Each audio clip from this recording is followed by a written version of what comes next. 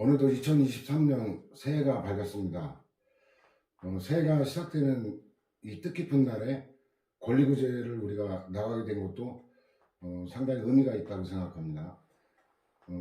내일부터 제가 출근을 하게 되는데 원래 그 강의를 깔끔하게 마무리하고 이렇게 했으면 더 좋았을 건데 사무실 이전 문제 때문에 여러 날을 소비하고 하다 보니까 결국 다 마무리를 못하고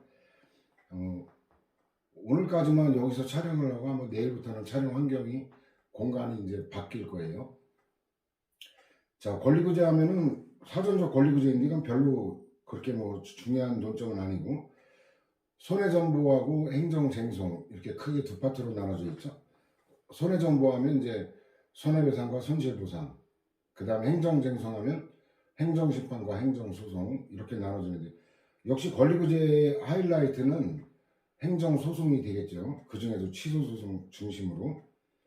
자, 일단 청원에 관한 몇 개 판례가 있는데 청원에 대한 심사처리 결과의 통지 의무는 처분이 아니다. 그래서 일단 이거 의무가 아니고 자유재량이다 하는데 이거 되게 웃긴 거예요. 법률에는 그 심사 결과 통지 의무로 규정되어 있거든요. 근데 의무가 아니라 자유재량이다. 근데 이게 청원을 받아들여 구체적인 조치를 취할 건지는 자유재량이다. 이거는 맞아요.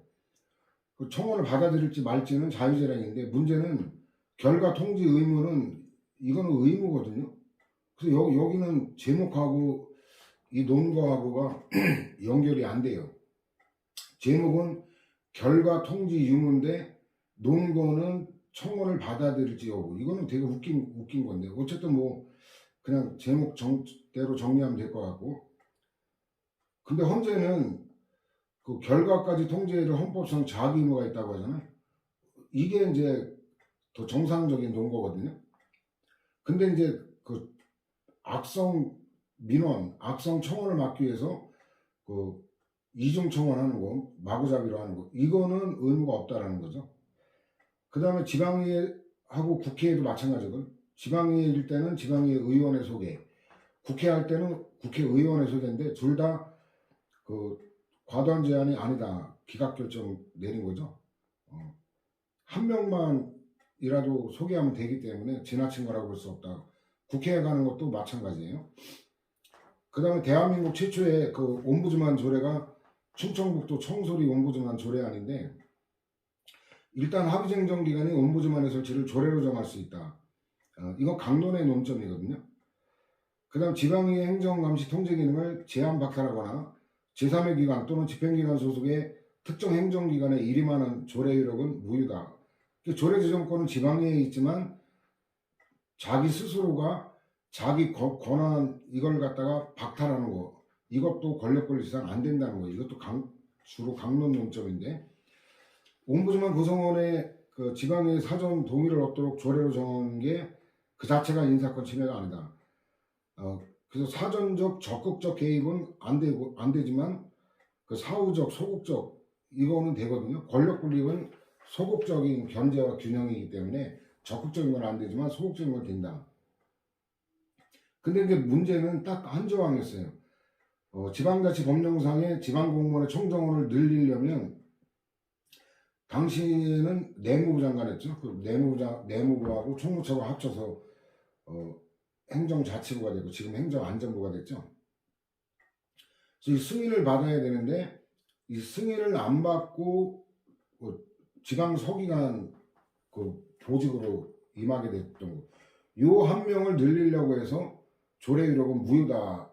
이래가지고 대한민국 최초의 옴부즈만 설치 조례안을 만든 영예는 얻었지만 대한민국 최초로 옴부즈만을 시행하는 영예는 얻지를 못했어요. 그 한 명 정원 늘리려는 욕심 때문에. 그래서 여기는 그래서 결론적으로 내무부 장관의 사전 승인 없이 지방공무원의 총정원을 한 명 늘리는 걸 내용으로 하고 있어 무효다. 그래서 여기는 안 나와 있지만 또 강론에 가면은 조례 일부가 무효일 때 그 전부 무효 확인 판결을 내린다는 논점이 있어요. 이건 어려운 게 아니라 우리가 재량행위 때 봤죠. 재량행위는 행정청의 선택권이기 때문에 이게 위법이면 전부 취소 판결에서 물론 일부 판결에 취소 판결이 예외는 있지만 원칙적으로 전부 취소 판결을 내림으로써 권한 있는 행정청이 다시 판결의 취지에 맞게 적당한 선택권을 행사하도록 권한을 존중하기 위해서 전부 취소하는 거죠. 이게 마찬가지예요. 조례안이 일부가 무효하더라도 그 조례제정권은 지방의 권한이기 때문에 권한이 있는 애가 다시 조례안을 수정하도록 권한을 존중하기 위해서 전부 무효화된 판결을 내리는 거거든요. 그 다음에 고촉민원에 관한 건데, 이 고촉민원은 행정학에서 인사행정에서 더 중시되죠. 우리는 판례라고 해봐야 그 두 개밖에 없는데, 국민고충처리위원회에 대한 고충민원의 신청은 원칙적으로 행정심판 청구가 아니다. 당연하죠. 이 명칭 자체가 다르잖아요. 그죠? 근데 두 번째 논점 보면 그 고충민원 신청서라는 제목으로 제출한 걸 행정심판 청구로 볼 수 있는 경우, 이건 870하고 884 거기 종합정리할 건데 좀 이따 실질에 따라 판단한다는 거예요. 법지식이 없는 국민을 위해서.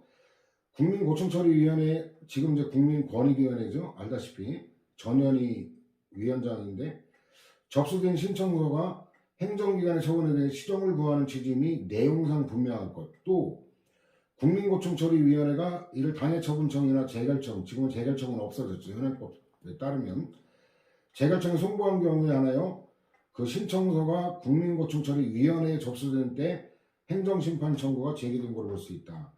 이와 같은 논리가 870에 가면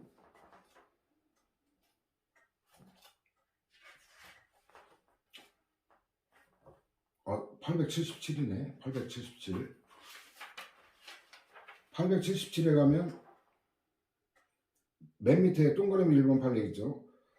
행정처분에 대해 이의신청을 제기해야 되는데, 표제 겉에 제목을 겉표자 제목, 이게 표제의 줄임말. 행정심판 청구서라는 서류를 제출한 경우 이의신청으로 볼 수 있는 요건인데, 이게 710하고 884하고 연결돼요.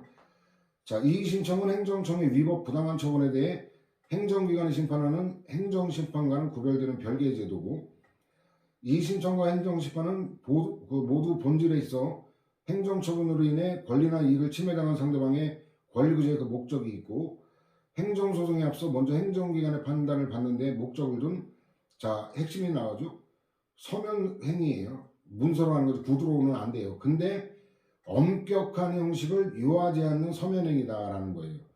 그러니까 이의신청을 제기해야 될 사람이 처분청의 표제를 행정심판 청구서로 한 서류를 제출한 경우를 할지라도 서류 내용에 있어서 이의신청의 요건에 맞는 불복 취지와 사유가 충분히 기재되어 있다면 그 제목에도 불구하고 이를 처분에 대한 이의신청으로 볼 수 있다. 마지막 884. 그 중간에 로마자 3번 밑에 1번 있죠. 행정소송의 전치 요건인 행정심판 청구는 엄격한 형식을 요하지 아니하는 서면행위다. 이게 710하고 877. 그래서 이하는 똑같기 때문에 여러분들 읽어보면 될 거고.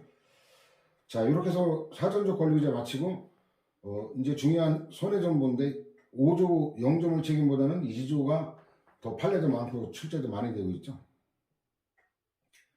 그 다음에 우리나라 헌법이 그 23조 사망이 손실보상이고 29조가 국가배상 청구권으로 별도로 되어 있다는 거는 기본적으로 알고 있죠. 헌법 공부한 친구들은.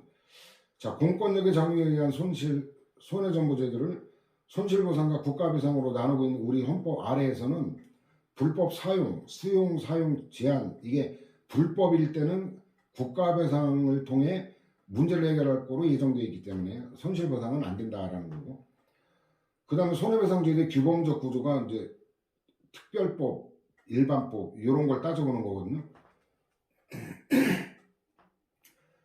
굉장히 많이 적용되는 법률이 자배법이라서 자동차 손해배상 보장법인데, 여러분들이 여기서 개념을 운행자와 운전자를 구별하면 돼요. 운행자는 쉽게 말하면 차주라고 생각하면 돼요. 차의 주인이 운행자인데 대부분은 운행자이면서 동시에 운전자가 되죠. 근데 일부 이제 여유가 있는 사람은 운전자를 그 봉급주고 따로 고용하는 경우가 있죠. 그때는 운행자와 운전자가 나눠지는데, 그래서 운행자는 운행 지배와 운행 이익을 향수하는 자, 쉽게 말하면 차주다라고 보면 돼요. 공무원인데 이제 국가 소유의, 그럼 국가가 운행자가 되는 거죠. 국가 소유의 오토바이 무단운전 행위에 대한 국가의 위 오토바이에 대한 운행 보유자성 인정 사례인데, 이 무단운전은 허락을 받지 않고 한 건데 이런 경우가 무조건 국가가 다 책임지냐면 그렇지는 않아요. 사실관계별로 나눠봐야 되는데, 자, 두 번째 줄 보면 국가가 오토바이와 시동열쇠를 무단운전이 가능한 상태로 잘못 보관했고, 공무원으로서도 국가의 고용관계에 비추어 오토바이를 잠시 운전하다가 본래의 위치에 갖다 놓았을 것이 예상되고, 피해자들로 무단운전의 점을 알지 못하고 또 알 수도 없었던 일반 제3자라는 점, 국가가 이 공무원의 무단운전에도 불구하고 오토바이에 대한 객관적 외형적인 운행 지배 및 운행 이익을 계속 가지고 있었다. 이거 완전 절도해서 훔쳐갔다 그러면 그 운행 지배를 상실하잖아요. 점유권을 갖다가 박탈당했으니까 그런 경우는 운행자가 인정이 안 돼요. 근데 여기는 일시적으로 이용한 뒤에 본래 위치에 갖다 놓을 게 예상되기 때문에 점유 이탈로 보지를 않는 거예요. 그 다음에 군소속 차량의 운전수가 일과 시간 후에 무단으로 차를 운행. 이건 일과 시간 후기 때문에 이거는 국가 배상 책임이 부정된 거고, 그 다음에 이제 자동차가 관용 차량, 이때는 차주가 국가나 지방자치단체니까 얘가 배상 책임 부담한다는 건 운행자 개념만 하면 당연하죠. 그 다음에 두 번째인데 핵심은 두 번째 줄 나오죠. 자배법이 적용되지 않는 경우 일반법인 이제 국가배상법이 적용되는 거예요. 그래서 공무원이 자신의 승용차를 운전하여 공무를 수행하고 돌아오던 중 교통사고로 동승한 다른 공무원을 사망하게 한 경우 국가배상 책임이 성립된다. 근데 이게 자배법이 적용되면 공무원 개인이 배상 책임을 져야 되는데, 자배법이 적용되지 않는 사안이기 때문에 국가배상법이 적용돼서 어쨌든 자신의 승용차긴 하지만 공무수행 다른 요건을 충족했기 때문에 국가배상법에 의한 배상 책임이 인정되는 거죠. 그 다음에 공무원의 배상 책임인데, 자동차가 공무원 개인 소유인 경우 이때 이제 자동차 손해배상보장법상 배상 책임 부담한다는 건데, 자동차 운행이 사적인 용무를 위한 것이건 국가 등의 공무를 위한 것이건 구별하지 아니하고 민법이나 국가배상법에 우선하여 적용된다. 다음 줄 보면 자동차의 운행으로 말미암아 다른 사람을 사망하게 하거나 부상하게 함으로써 발생한 손해에 대한 공무원의 손해배상 책임의 내용과 범위는 자동차 손해배상보장법이 정하는 바에 의할 것이므로, 공무원이 직무상 자동차를 운전하다가 사고를 일으켜 다른 사람에게 손해를 입힌 경우에는 경과실에 의한 건지 아니면 중과실 또는 고의에 의한 것인지를 가리지 않고 공무원이 자배법상 손해배상 책임 부담한다. 이게 국가배상법이 적용되는 사안의 경우는 고의 또는 중과실일 때만 적용되거든요.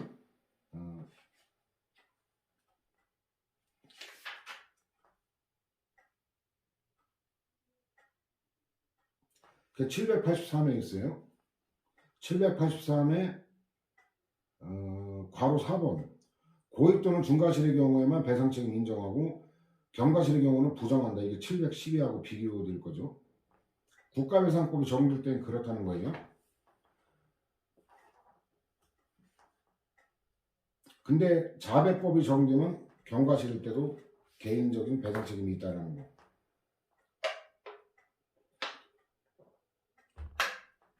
그 다음에 실화 책임에 관한 법률인데, 실화는 방화와 구별되는 거. 방화는 고의에 의한 고의범이고, 실화는 과실로 인한 화재, 이거 과실범이에요. 일반 불법행위에 대한 과실 책임지 예외로 경과실로 인한 실화의 경우 실화 피해자 손해배상 청구권을 전면적으로 부정하고 있는 거 헌법 불합치 결정 내렸죠.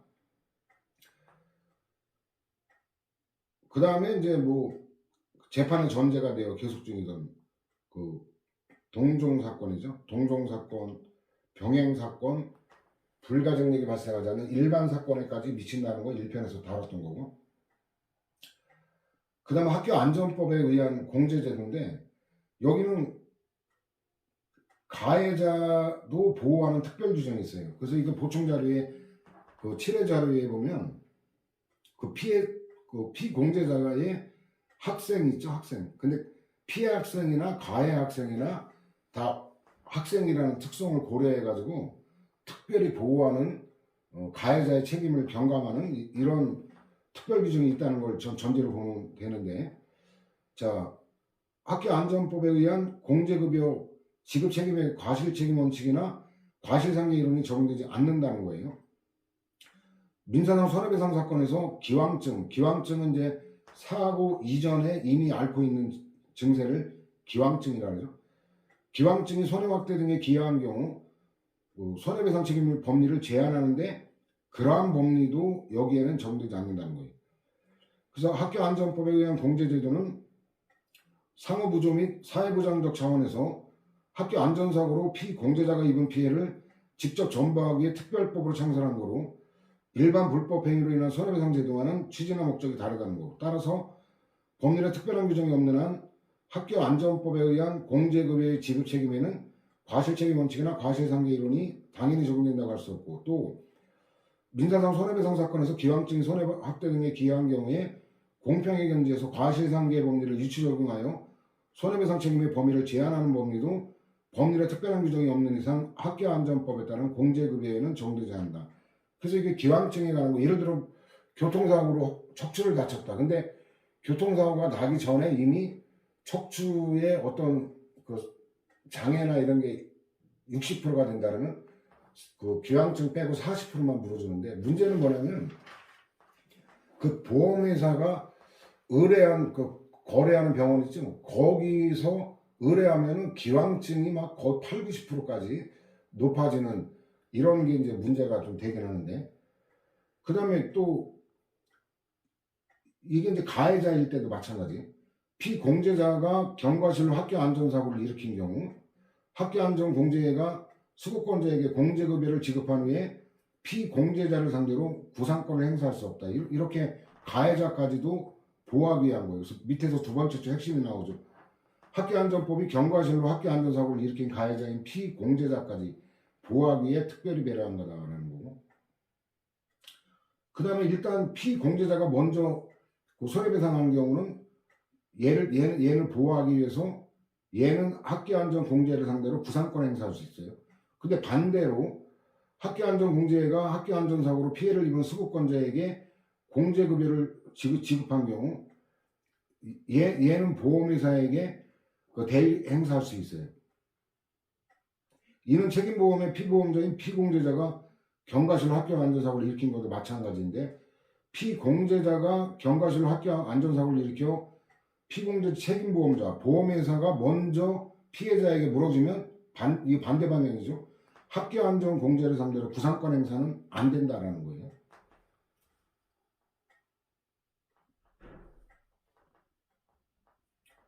그 다음에 국가배상법의 성격과 주체인데, 판례는 사법서를 취하죠. 따라서 손해배상 청구권도 사건, 민사소송 이렇게 다르죠. 그 다음 국가배상 청구권은 제목 그대로 법적 성격이 청구권이다라는 거, 제목 그대로고.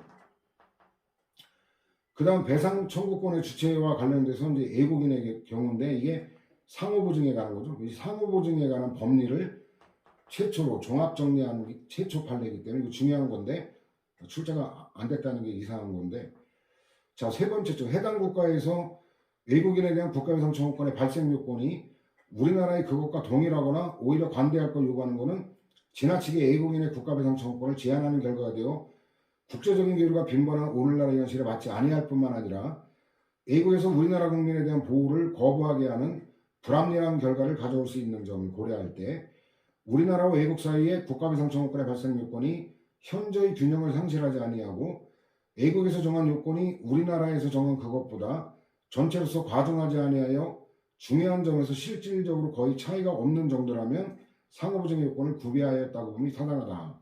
그리고 이제 중요한 게 나오는데, 상호보증은 외국의 법령 판례 및 관례 등에 의해 발생 요건을 비교하여 인정되면 충분하고, 자, 요게 이제 뒤틀어낼 수 있는 표지죠. 반드시 당사국가의 조약이 체결되어 있을 필요 없고, 또 선례가 있어야 되느냐? 그렇지 않다는 거예요. 이 두 부분을 뒤틀어낼 수 있어요.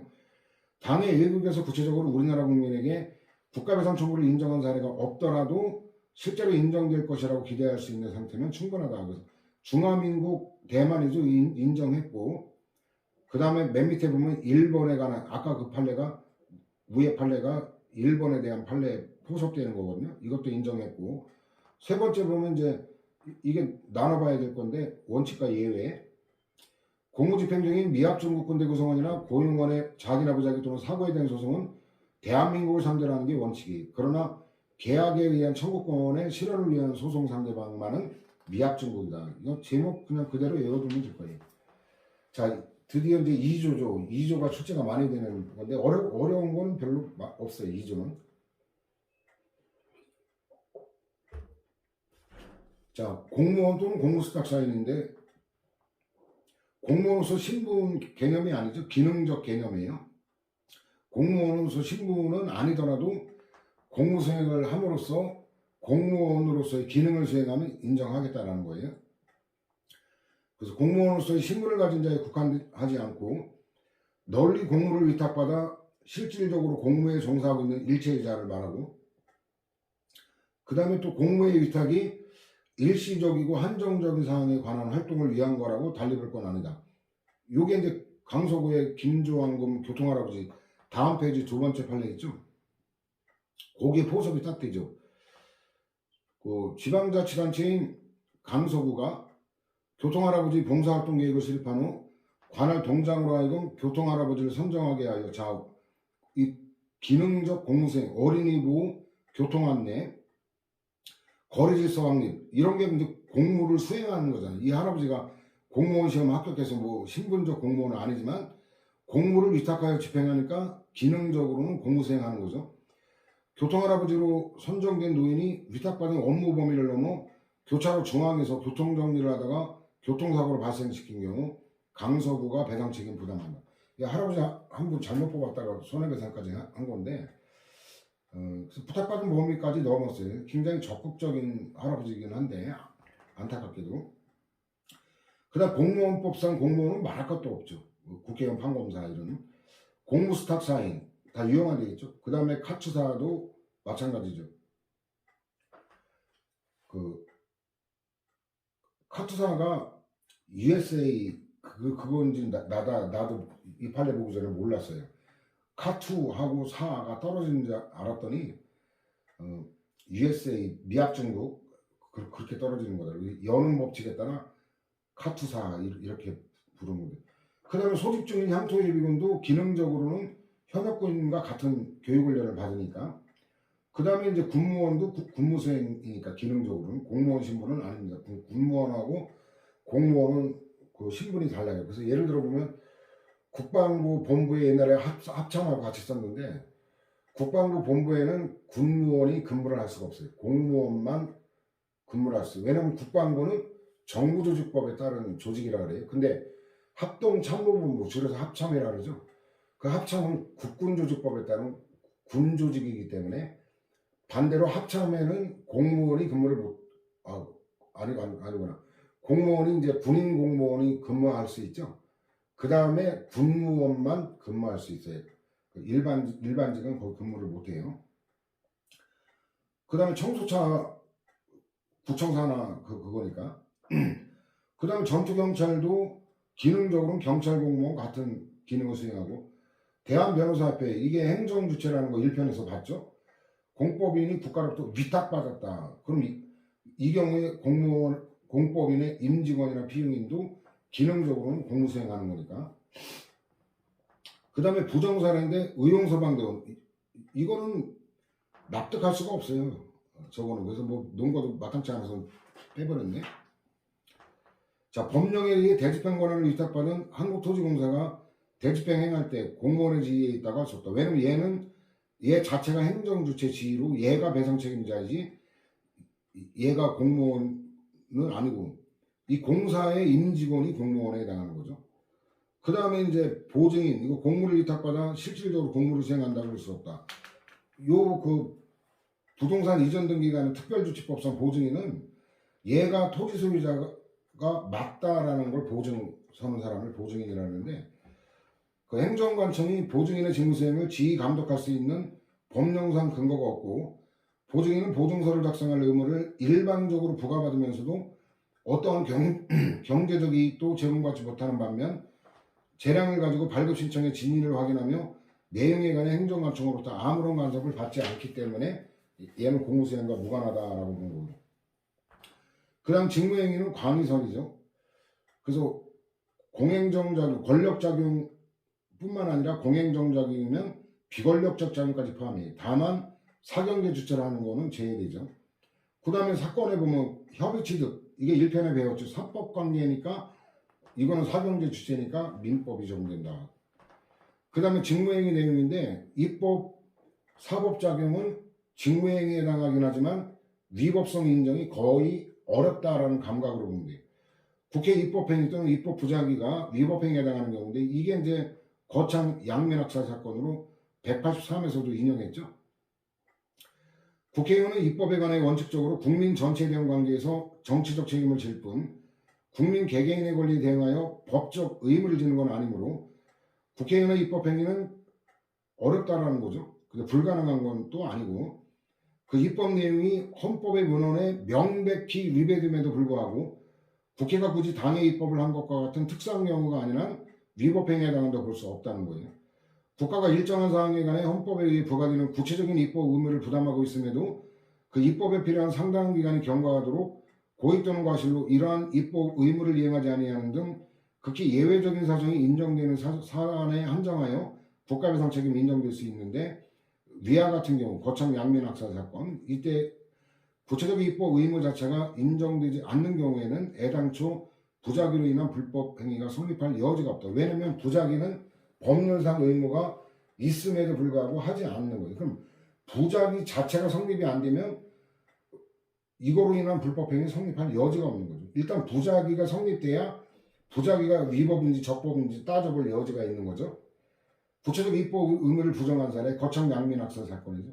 그래서 거창 사건 희생자들의 신원, 이 억울한 걸 해소해주는 이거 신원이라고 그러죠. 신원 파악, 그 신원이 아니에요. 신원을 위한 이 별신자거든요. 별신자. 신원을 위한 진상규명이나 피해배상을 위해 별도의 특별법을 제정하도록 규정한 헌법상 명시적인 입법 위임은 존재하지 않는다. 그래서 안타깝게 아직까지 구제가 안 되고 있죠.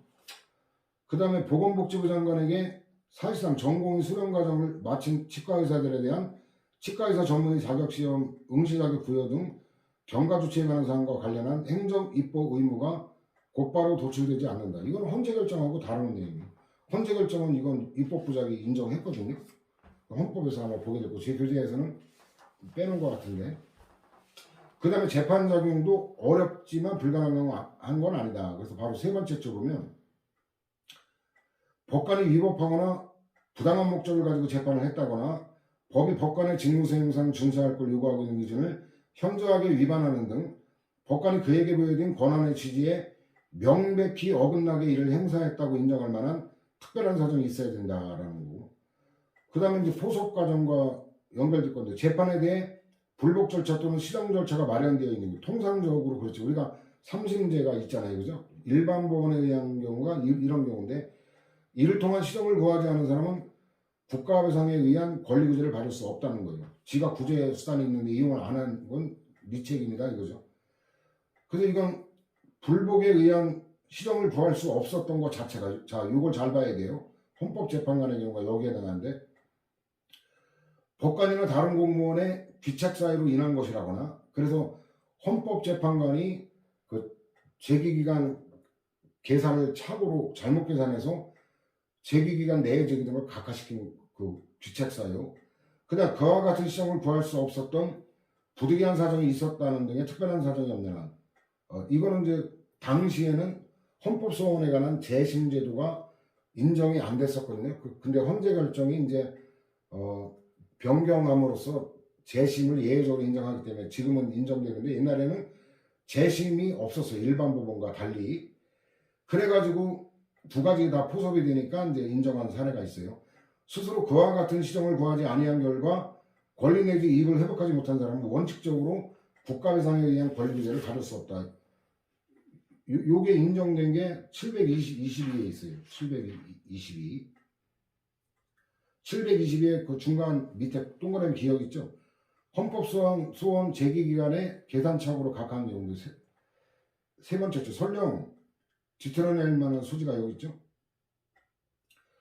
본안 판단을 했더라도 어차피 청구가 기각되었을 것이라는 사정이 있다고 하더라도 잘못된 판단으로 인해 헌법소원 심판 청구인의 위와 같은 합리적 기대를 침해한 것이고 이러한 기대는 인격적 이익으로서 보호할 가치가 있다라는 거죠. 그리고 이와 같은 법리는 보전재판, 이게 가압류 같은 거 이걸 보전재판이라는데 거기도 마찬가지다라는 거고. 그래서 인정사례 보면 그 법관에 의한 건 여간에 인정 안 한다라는 감각으로 봅니다. 헌법소원 이건 헌법재판관이죠. 두 번째 등기관, 세 번째 경매 담당 공무원, 네 번째 등기관, 다섯 번째 집행법원이나 경매 담당 공무원. 이거는 법원이 들어가죠. 이거는 외워야 돼요. 6번 경매 담당 공무원, 7번 자 요게 이제 그 세 번째 재심 절차 이거 외워야 돼요. 법관에 가는 거 인정하는 거니까. 그다음 8번은 이제 7심판례죠. 전원합의체이고 긴급조치 9호 이 박정희가 죽기 전에 마지막 발령한 게 9호였는데 적용 집행에 이르는 1년의 국가정이 재판작용을 별도로 인정한 게 아니라 1년의 그 수사 이런 것까지 다 1년의 국가정이라고 두루뭉실하게 인정한 거고 부정사례 보면 별거 없어요. 이거 보면 경매 담당 법관, 두 번째 압수수색 영장 발부 법관이죠. 판결서 이 법관에 가는 건 여관은 인정 안 한다. 그래서 왼쪽에 3개 5, 7, 8 그것만 외우면 돼요. 그 다음에 네 번째인데 이거는 그 외벽하고 그 주민등록상에 이 건물 표시가 잘못되어 있는 건데 주민등록만 열람한 의무가 있지 외벽까지 확인할 의무가 없다라는 거 납득 가능할 거예요. 그래서 위법성 부정사례인데 저 동그라미 기억 있죠? 이거는 옆에다 파기라고 써놓으세요. 그 좀 전에 말했던 다음 페이지 리을 있죠? 긴급조치 9호 이거 30일이라고 인용했는데 요거에 의해 왼쪽에 기억 이게 파기가 됐어요. 그래서 여러분들 저거 이제 완전히 무시하면 돼요. 긴급조치 9호는 위헌 무효임이 명백하고 얘도 처분이 아니니까 긴급조치 9호 발령으로 인한 국민의 기본권 침해는 그에 따른 강제수사와 공소제기 유죄 판결의 선고를 통해 현실화됐고 이러한 경우 긴급조치 9호의 발령 대통령의 권한이죠. 부터 적용 집행에 이르는 1년의 국가작용이죠. 이거는 전체적으로 보아 공무원이 직무를 집행하면서 객관적 주의 의무를 소홀히 하여 그 직무행위가 객관적 정당성 상실 이 말 나오면 이건 위법이라는 표지예요. 위법하다고 평가되고 그래서 종전에 이와 다른 판결은 다 파기시켰어요. 자,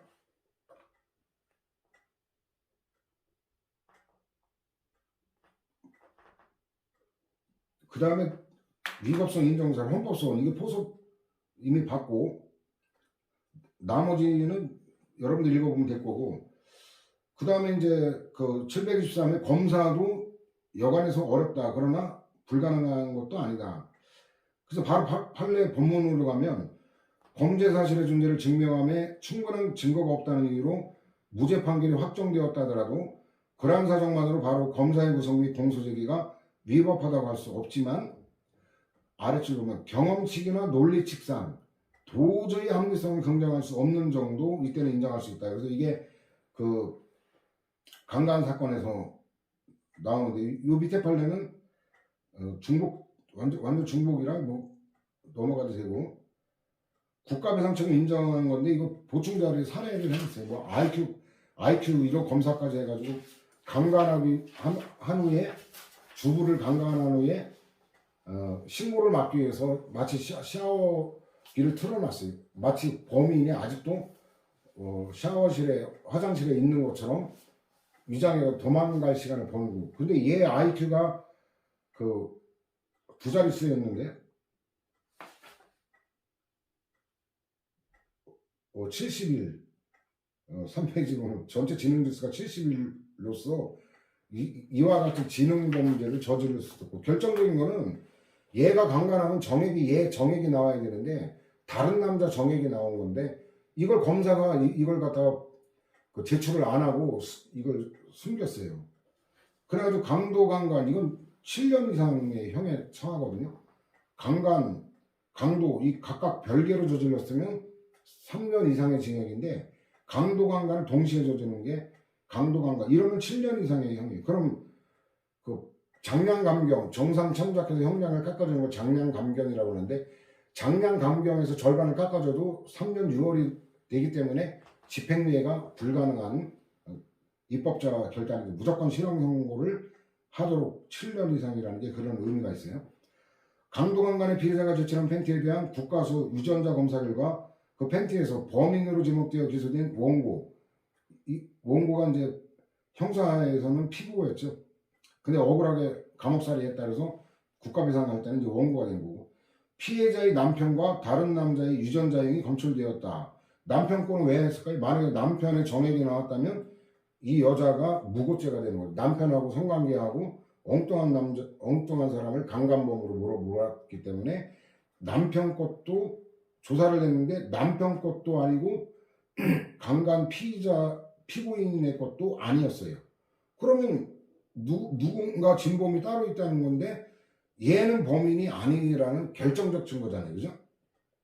그래서 그와 같은 감정 결과를 검사가 공판 과정에서 입수한 경우 그 감정서는 원고의 무죄를 입증할 수 있는 결정적 증거잖아요. 얘 정액이 아니니까. 그런데도 검사가 그 감정서를 몇 달이나 법원에 제출하지 아니하고 은폐했다. 이 미친 거 아니에요. 이거? 검사는 위법이다. 말할 것도 없죠. 그 다음에 대법원 판결이 형사소송법 등 법령에 명시되지 아니한 피의자 권리를 이게 대법원 판결이 나오기 전에 이건 명백한 게 아니다. 그런 건데 헌법적 해석을 통해 혹은 형사소송법 규정을 유치 적용하여 최초로 인정한 경우 그 전에는 아무리 검사라고 해도 그 법리가 어떤지를 알기가 어렵죠. 그래서 과실이 원칙적으로 인정이 안 된다. 750이라고 연결될 건데 형사소송법 및 관계법령이 형사소송 절차에서 피의자가 갖는 권리에 관해 명문의 규정을 두고 있지 아니하여 그 해석에 관해 여러 가지 견해가 있을 수 있고 이에 대하여 대법원 판례도 선례가 없고 학설도 비례된 바 없어 이 의의는 의문의 뜻, 의문이에요. 의문이 있을 수 있는 경우에는 아무리 법률 전문가라고 해도 검사로서는 그 나름대로 신중을 다하여 그 당시 실무 관행을 파악하고 각 견해의 근거 합리성을 검토하여 어느 한 견해를 따라 조치할 수밖에 없기 때문에 그렇다. 일반 공무원은 더 말할 것도 없겠죠. 751로 가볼까요? 751로 가면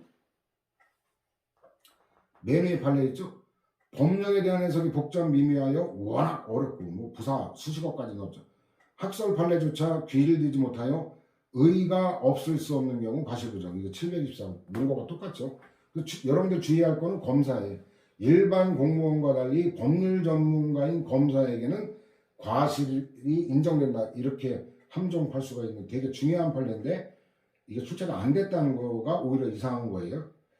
자, 그 다음에 부작인데 이거는 의무가 있음에도 안 하는 거라 그랬죠. 나머지 요건 충족된다는 건 당연한 얘기고 그 다음 자기 의무의 존재가 있어야 된다 그랬죠. 의무가 없으면 부작위가 법적으로 부작위가 성립이 안 되죠. 자, 그래서 경찰관에게 보여준 권한의 불행사 원래 재량행위니까 불행사가 직무상 의무를 위반하여 위법 표지는 현저하게 불합리하면 부당 표지예요. 근데 현저한 부당 현저하게 불합리 이러면 위법을 의미한다라는 거 익혀주면 될 거예요. 용어를. 교도소 의무관이 수용자에 대한 의료행위라는 경우 주의무 내용인데 상식적인 내용이에요. 여러분들 읽어보면 될 거예요. 그 다음에 교장 또는 교사의 학생에 대한 보호감독 의무의 범위 및 손해배상 책임의 그 인정 기준인데 이게 이제 바로 다 포섭이 될 거예요. 학교 내에서의 학생의 모든 생활관계에 미치는 건 아니라는 거죠. 근데 학교에서의 교육활동 및 이와 밀접 불가분의 관계에 있는 생활관계에 속하고 요게 이제 그 쉬는 시간이나 점심시간, 청소시간 이게 교육활동과 밀접 불가분의 관계에 있는 거죠.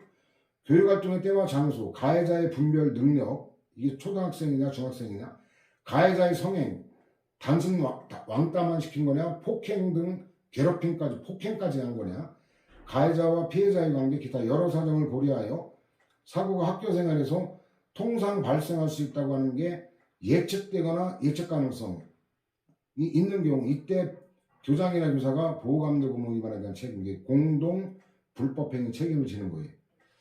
그 다음에 집단 따돌림의 의미까지 했는데 그건 뭐 우리한테 출제될 건 아니고, 피해학생이 자살한 경우 이 요건인데 이게 733, 735 포섭 과정을 보고 올 거예요.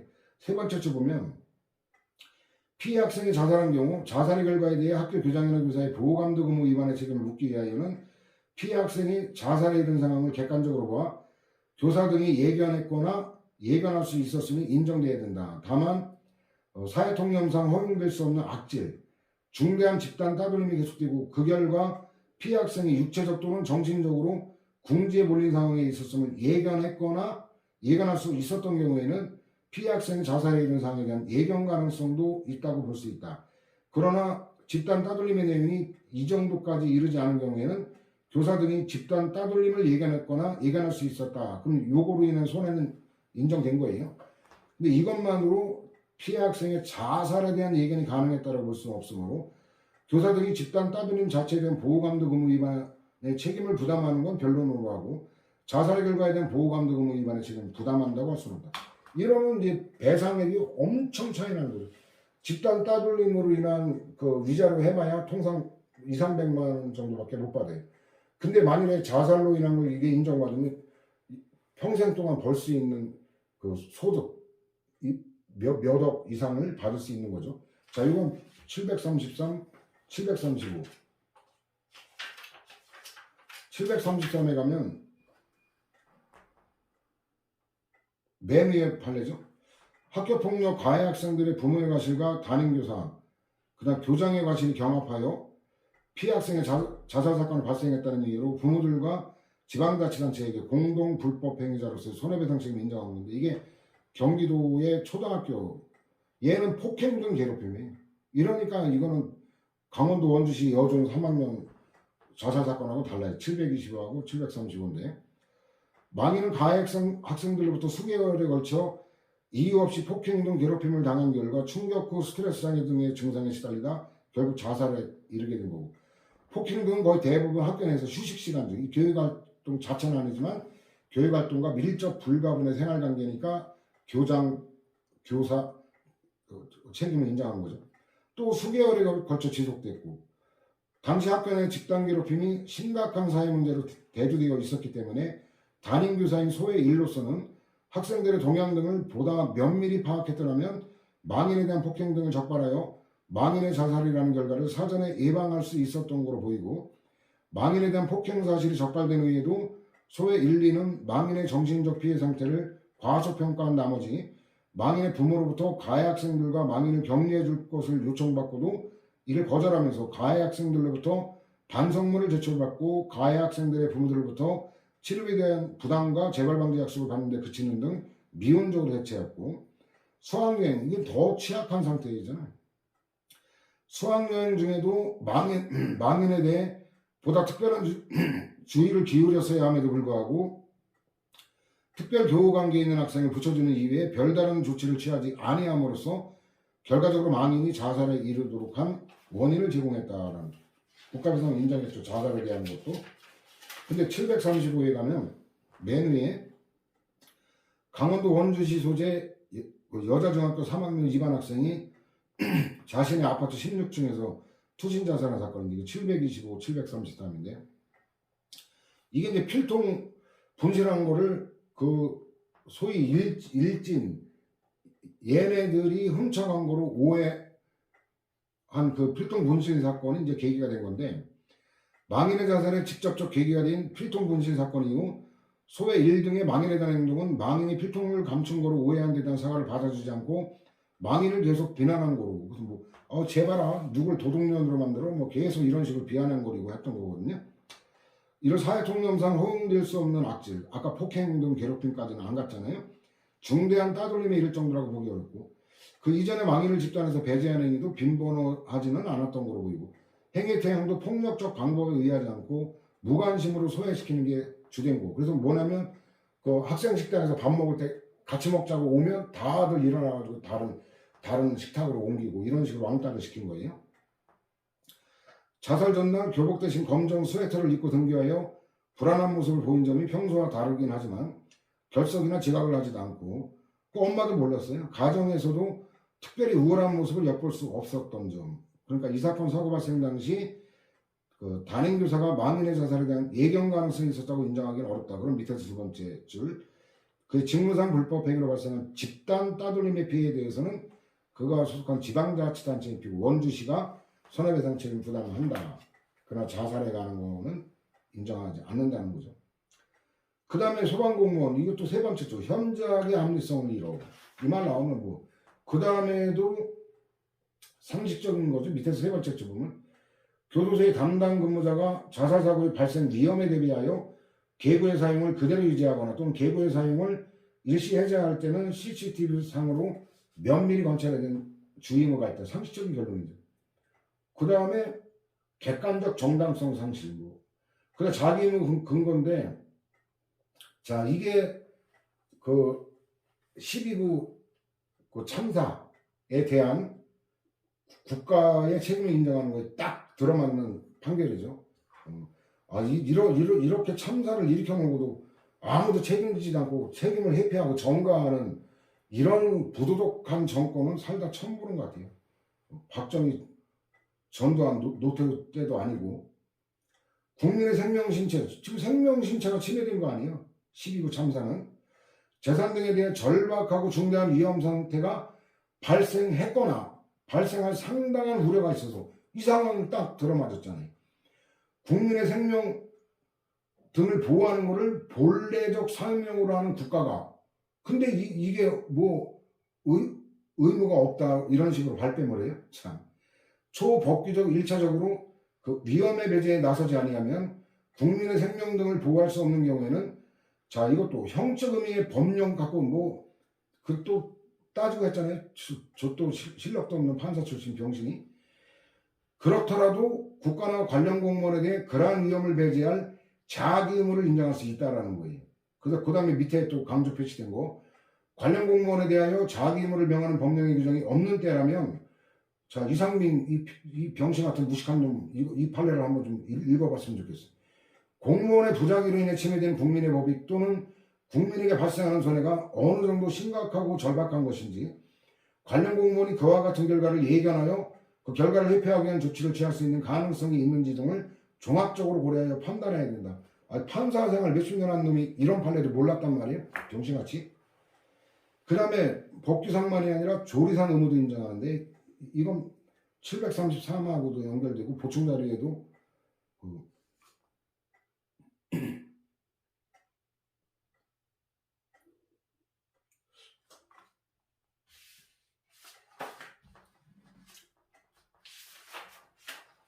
보충자료에 해놨는데, 언론 보도 그거죠. 그 참고하라고 하는 이게 이제 밀양의 여중생 집단 강간 사건이에요. 46명인가 이렇게 뭐 수십 명한테 여중생이, 그 울산에 학교 다니는 여중생이 이제 밀양에 놀러 갔다가 집단 강간 당한 사건. 이거 뭐 엄청난 이슈가 됐던 사건이었죠. 자, 경찰관은 그 직무를 수행하면서 헌법과 법률에 따라 국민의 자유와 권리를 존중하고 범죄 피해자의 명예와 사생활의 평온을 보호할 법규상 또는 조리상 의무가 있고, 특히 이 사건과 같이 성폭력 범죄 피해자가 나이 어린 여중생이었단 말이에요. 학생인 경우에는 수사 과정에서 또 다른 심리적, 신체적 고통으로 인한 가중된 피해를 입지 않도록 더욱 세심하게 배려할 직무상 의무가 있다. 근데 담당 경찰관이 미친 거죠. 경찰서에 설치되어 있는 범인식별실을 사용하지 않은 채 공개된 장소의 형사과 사무실에서 피의자 41명을 41명이구나. 46명. 기억이 정확하지 않았네. 한꺼번에 세워놓고 피해자의 원고들로 하여금 범행 일시와 장소별로 범인을 지목하게 하고, 완전 미치는 거죠 이거. 그러면 직무상 의무를 소홀히 하여 원고들에게 불필요한 수치 증가, 심리적 고통을 느끼도록 하는 행위로 법규상 또는 조리상 관계를 위반하는 게 분명하니까 위법성입니다. 근데 733에 이제 구체적 사건이 나오죠. 733에 맨 밑에 그래서 경찰관이 피해자 인적사항 등을 공개 또는 누설함으로써 피해자가 손해를 입은 경우 국가배상 책임이 성립한다. 이게 727인데 이게 경찰관이 얘가 그 어느 중학교 다닌다 이것까지 다 까발렸어요. 이것까지 까발리고 또 단란지점인가 본데 거기서 담당 경찰관이 술 처먹으면서 이 쌍년들이 밀양물 다 흘려놨다. 왜 울산에서 밀양까지 가가지고 밀양물을 흘려놨다. 오히려 가해자를 두둔하는 발언을 했는데 골 때리게 그때 그 종업원으로 일했던 분이 이 피해자의 이모였어요. 그래가지고 이것 또한 알려지게 됐죠. 완전히 이건 미친 경찰이죠. 그래가지고 인적사항까지 공개 누설함으로써 피해자가 손해를 입은 경우 당연히 국가배상이 인정되죠. 이거 727. 자, 그 다음에 이제 안타까운 사건이었는데 갑이 경주보훈지청에 국가유공자에 대한 주택구입 대부제도 이게 이제 저리에 그 제도가 있는데 이걸 몰라가지고 안내를 못했던 거예요. 전화로 문의하고 대부 신청서까지 제출했으나 담당 공무원에게서 지급보증서 제도에 관한 안내를 받지 못해 대부제도 이용을 포기하고 시중은행에서 대출을 받고 결과적으로 더 많은 이자를 부담하게 됐는데 국가배상 부정한 거예요. 안타깝게도. 그 다음에 두 번째 건축물 이축에 있어 종전 토지의 지목을 건축물의 건축을 위한 용도가 아닌 지목으로 변경해야 될 자기 의무가 아니다라는 거. 이건 제목 외워두는 수밖에 없어요. 법률이 어떻게 돼 있는지 자명한 게 아니니까. 그 다음 사회보호성이 인정돼야지 오로지 공공의 이익을 도모하게 한 거나 내부 질서 유지일 때는 안 된다라는 거죠. 원고적격하고 이제 거의 유사한 건데 그래서 바로 판례 본문으로 가면 국민의 이익과는 관계없이 순전히 행정기관 내부 질서를 유지하기 위한 것이거나 국민의 이익과 관련된 거라도 직접 국민 개개인의 이익을 위한 게 아니라 전체적으로 공공 일반의 이익을 도모하기 위한 거라면 배상 책임 부담 안 된다. 그 판단 기준이 나오죠. 뭐 개별적 구체적으로 한다. 가볍게 보면 될 거고. 그다음 현저하게 불합리. 그다음 이게 이제 위법. 그래서 요 요건을 위법성의 문제로 분류를 하느냐, 상당 인과관계로 분류를 하느냐. 그래서 상당 인과관계로 보는 게 최근에 주류적 입장이라 출제가 요게 주로 많이 된 거죠. 선박안전법 이게 극동호 사건인데 참 안타까운 사건인데 선박안전법 등의 규정은 공공의 안전에 일반인의 인명과 재화의 안전보장도 그 목적으로 한다는 거죠. 국가소속 선박검사관이나 시소속 공무원들이 직무상 의무를 위반하여 시설이 불량한 선박에 대해 극동호 사건에 선박 중간검사에 합격했다 하여 선박검사 증서를 발급하고 해당 법규에 규정된 조치를 취함이 없이 계속 운항하게 함으로써 바다에서 화재 사고가 발생한 거예요. 이러면 상당히 인과관계가 있다. 그래가지고 저게 732에 있죠. 732. 730인데 이게 저도 뭐 2배를 탄 건 아니지만 그 통영항에서 그 삼도 수군 그 통제사가 있던 그 한산성 거기 왕복 거기하고 또 다른데 외도인가 어디까지 거친 유람선이었거든요. 극동호가 이게 이제 729에서 40관계고 보충 자료에도 사실관계 참고하라고 한번 했어요. 얼마나 이거 뇌물 받아 처먹은 게 분명해요. 여기 보면은 중간검사지 뭐 정밀검사도 필요 없어요. 왜냐하면 화재 사고 당시에도 기관실 바닷가 측면에 경유와 엔진 오일 등이 흠뻑 젖어 유류 냄새가 심하게 날 정도. 배기관의 성면이 감겨있지 아니하였다든지 선내 소화기가 녹이스러 안전핀이 뽑히지 않아 우려가 있는 등 불량한 시설 상태. 이를 그대로 방치할 경우 화재 위험성이 높다고 인정될 정도면 이러면 중단시켰어요. 운행 중단. 자, 다시 돌아볼까요? 비읍 보면 법령이 정하는 상수원수 수질기준 유지임을 다하지 못하고 법령이 정하는 고도 정수처리 방법이 아닌 일반적 정수처리 방법으로 수돗물을 생산 공급했다는 사유만으로 수돗물을 마신 개인에게 손해배상 책임 부담하지 않는다. 이게 916, 917에 원고적격에도 굉장히 이 수도에 관한 걸 부정적으로 봐요. 시대착오적으로. 국민에게 양질의 수돗물이 공급되게 됨으로써 국민 일반의 건강을 보호하여 공공 일반의 전체적 이익을 도모하기 위한 것이지 국민 개개인의 안전과 이익을 직접적으로 보호하기 위한 규정이 아니다. 이 정치 나간 거죠. 아이고 916 가볼까요? 원고적 교육이라는 거.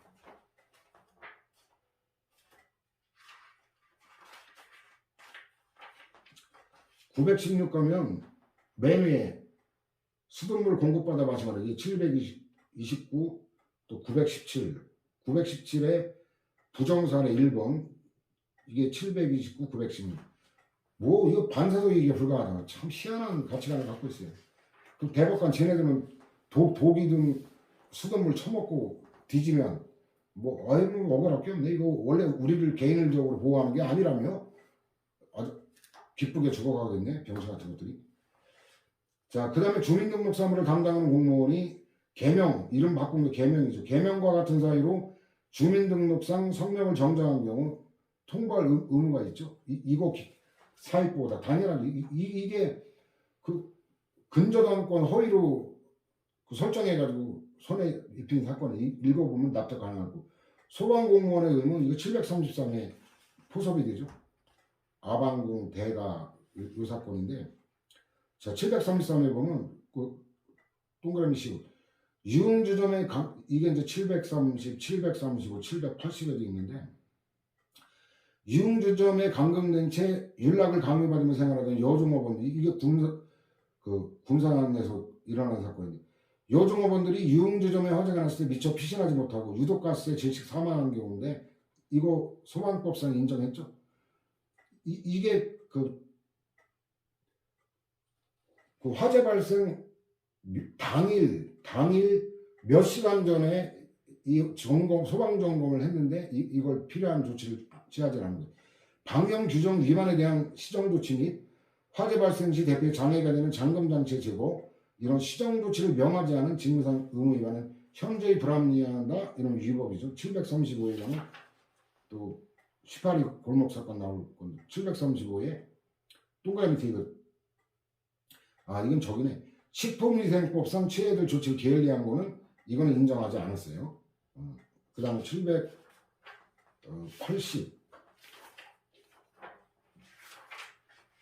780에 가면 맨 위에 이거 733하고 연결되는데, 주점에서 발생한 화재로 사망한 갑등의 유족들이 부산광역시 상대로 손해배상 구한 건데, 이것도 비상구정 한 개가 폐쇄되고 뭐 이거 733 읽어보면 틀릴 수가 없죠. 그 다음에 군산시의 그 집창촌이라고 하는 그 18위 골목에 사건이 있고 몇 달 만에 이게 또 벌어진 사건이에요. 아방궁 대가 사건이. 그래서 저건 진짜 안타까운 사건이 좀 막을 수 있었던 사건인데, 그 다음에 공직선거법에 관한 건데 이것도 748하고 포섭이 되는데, 후보자가 되고자 하는 자가 자신의 피선거권 유무를 정확하게 확인할 수 있게 하고, 정당이 후보자가 되고자 하는 자의 범죄 경력을 파악함으로써 부적격자를 공천함으로 인해 생길 수 있는 정당의 신뢰도 하락을 방지할 수 있게 하는 개별적 이익도 보호하기 위한 거다. 근데 748에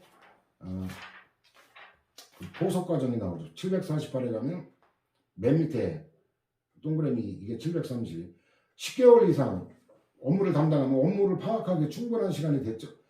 10개월 이상 개인용 및 공직선거 후보용의 범죄 경력 조회 해부서 발급 업무를 담당하는 경찰 공무원이 후보자용 범죄 경력 조회서에는 금고 이상의 용은 시료되었다라고 이를 기재해야 된다는 걸 알고 있었음에도 2008년 총선 당시 이 사건 국회의원 후보자에게 시료된 4건의 금고용 이상의 전과가 있음을 확인하고도 공직선거 후보자용 범죄 경력 조회 해부서에 이를 기재하지 않은 사안 인정한 거고, 그 다음에 그 인증 신제품 구매 의무 위반한 경우인데 이 배상치는 인정 안 한다는 건데, 네 번째 줄은 다섯째 줄이나 공공기관이 구매 의무를 이행한 결과 신제품 인증을 받은 자가 재산상의 이익을 얻게 되더라도 반사적 이익이 불가하다라는 거죠.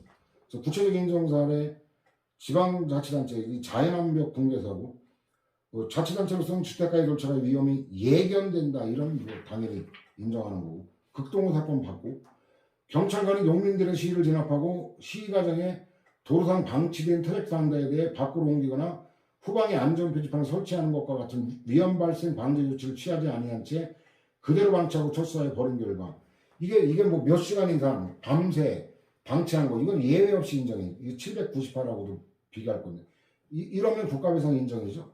798에 영주물 책임에 가보면 798에 그 동그라미 7번 있죠. U자형 새 파이프 도로 방치를 위한 사망 사건인데 이 U자 모양의 새 파이프 직경 3cm 그 다음에 길이가 120m인가 얘가 갤러퍼 승용차 튀어가지고 건너편 마주오던 차선에 승용차 운전석 뚫고 가서 목에 맞아가지고 직사한 사건인데 이게 730하고 비교할 건데 이거는 일단 도로관리하자가 있는 걸로 볼 수 있으나 근데 사고 당일 09시 57분부터 10시 08분 사고 발생 불과 33분 내시 22분 전에 건물소 근무자 교대 차량이 지나갔는데 그때는 장애물이 없었다는 거예요. 그러면 피부와 관리하는 넓은 국도를 이보다 더 짧은 간격으로 일일이 순찰하면서 낙하물을 제거하는 건 현실적으로 불가능하다. 밑에도 마찬가지예요. 사고 발생 10분 내지 15분 전 이건 부정이에요. 근데 밤새 방치했다거나 오래 방치했다 이런 경우는 인정하거든요. 그 다음에 그 헌병대 영창에서 탈주한 군인들 이 강도와 강제추행 이걸 당연히 2차 범죄를 저질 걸 예상할 수 있는 거 아니에요. 왜냐면 영창에서 탈주했으면 일단 옷 갈아입으려면 최소 옷을 훔치거나 강도짓을 해야 될 거 아니에요. 당연하고. 그 다음에 18위 골목 윤락녀들이 윤락업소에 감금된 채로 윤락을 강요받으면서 생활하고 있음을 쉽게 알 수 있는 상황인데 필요한 조치를 취하지 않냐고 오히려 뇌물을 수사하며 그와 같은 일을 방치하고 심지어 언론 보도에 따르면 순찰 돌다가 공짜로 윤락행위도 윤락행위라는 말은 적절하지 않고 공짜로 섹스까지 즐겼어요. 완전 이것도 뇌물이거든요. 성상납 이것도 뇌물이에요. 뇌물. 재산적 가치. 그 다음 페이지는 다 봤죠 이미. 그 다음에 734인데 이것도 포석 전남대 사건인데 이건 교육활동이나 밀접한 생활관계와 연관성이 있다고 보기 어려울 뿐만 아니라 전남대학교에서 이와 같은 사망사고가 발생하게 되는 거 예견 가능성이 있다고 보기도 어렵다는 거. 그 다음에 니은지급 받고 리을 저것도 제목 보면 납득 가능하죠. 공판검사가 증인으로 소환된 자로부터 신변보호 요청을 받았음에도 아무런 조치를 취하지 않아 칼에 찔려 상해를 입은 사. 뭐 당연히 인정되겠죠. 그 다음에 준법률행정정인이 제목 옆에 인정 쓰면 끝나요. 군종장교 저게 진짜 납득이 안 가는 건데 군종장교가 종교활동을 수행하면서 소속 종단의 종교를 선전하거나 다른 종교를 비판한 것만으로 종교적 중립 준수를 위반한 직무상 위법이 없다. 저거는 납득할 수 있어요. 근데 문제는 공군 참모총장 얘는 성직자가 아니잖아요. 이 군종장교로 하여금 교계에 널리 알려진 특정 종교에 대한 비판적 정보를 담은 책자를 발행, 배포하게 하는 행위 이게 위법이 아니다? 저건 납득할 수가 없죠. 자 일단 시간상 여기까지 보고 잠깐 쉬었다가 진행합시다.